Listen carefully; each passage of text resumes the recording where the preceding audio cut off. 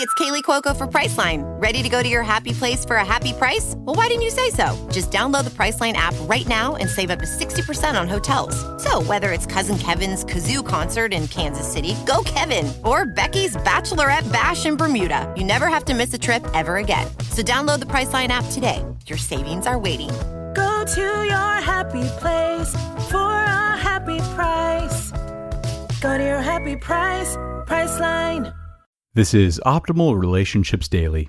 Is Your Child Highly Sensitive? By Kelly Eden with HighlySensitiveRefuge.com. Hello, everybody. Greg Audino here, welcoming you back to the show that's all about improving your relationships. Today's post is all about how to look for the signs that your child could be highly sensitive. And if you identify as or think you might be a highly sensitive adult, you'll probably feel like this post really speaks to you. So let's get right into Kelly's post and start optimizing your life.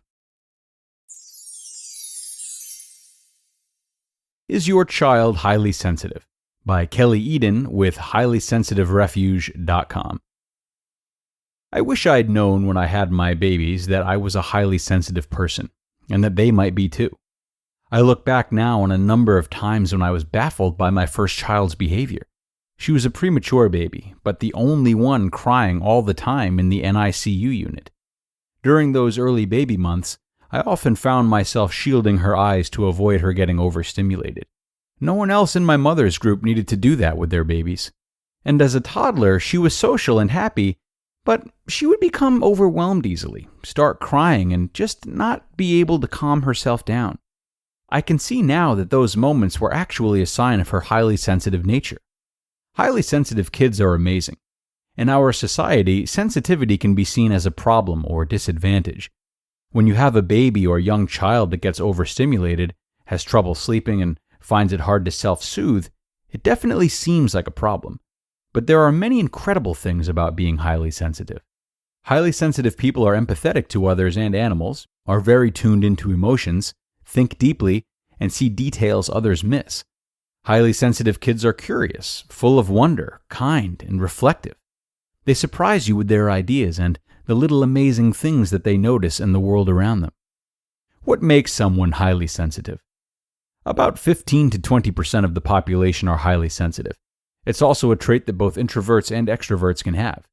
Often, people think HSPs are shy or timid, but that's not necessarily accurate. Yes, highly sensitive people can be shy and quiet, but they can also be confident, talkative, or excitable.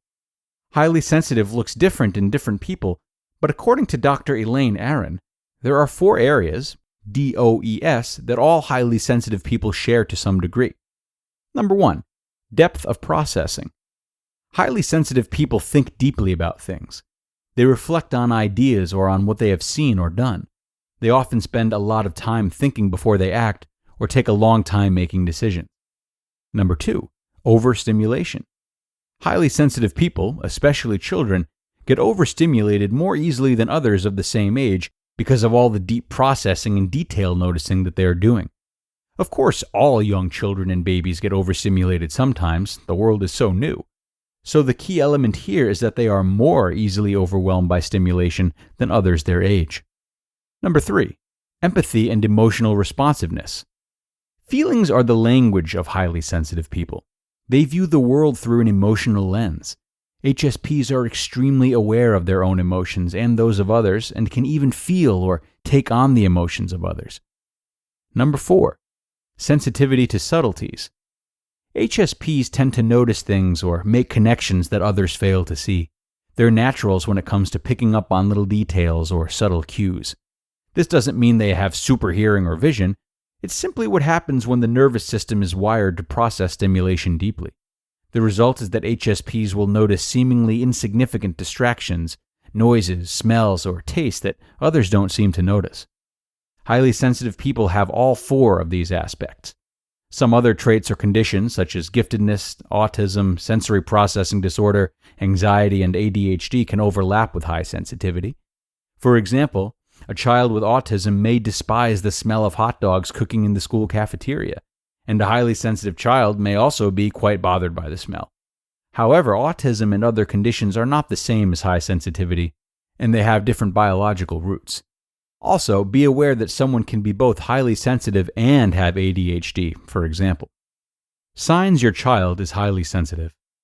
Is your child highly sensitive? Here are 11 things to look for. Number 1. Time limits and deadlines or harsh correction causes a meltdown. Number 2. They ask a lot of deep questions. Number 3. They seem to be an old soul or very intuitive. They often surprise you with their wisdom. Number 4. They notice when others are feeling down, even if the other person hasn't expressed it out loud. Number 5. They're quite bothered by noisy places, like a restaurant or a busy daycare, or get easily distracted by repetitive sounds like a ticking clock. Number 6. They feel things deeply and are highly emotional. Number 7. They can't stand certain sensations like wet clothes. Number 8. Generally, they prefer quiet play over very active play. Number 9. They may use large words for their age. Number 10. They don't cope well with change or big surprises. And number 11. They notice details, such as in art or nature, or if something has been changed. Each child is different, and especially if they are an extrovert or high sensation seeker, they might behave differently than the ways described in this list, but still fit into the 4 highly sensitive aspects above. Want to learn more?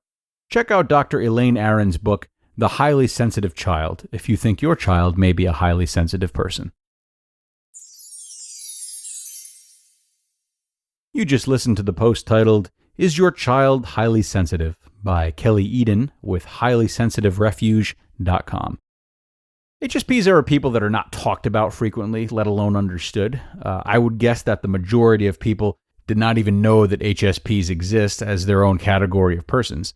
So thank you to Kelly for educating us, and please everyone, keep her teachings in mind when someone around you is maybe behaving in a way that is more sensitive than you're used to and you're tempted to judge.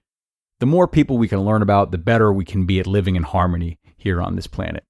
So let's be mindful of HSPs and anyone who might be different from us, which you guessed it is everyone, at least in little traces. With that, let's sign off on today's episode. Thank you so much for joining me here once again. I will be back tomorrow, where your optimal life awaits.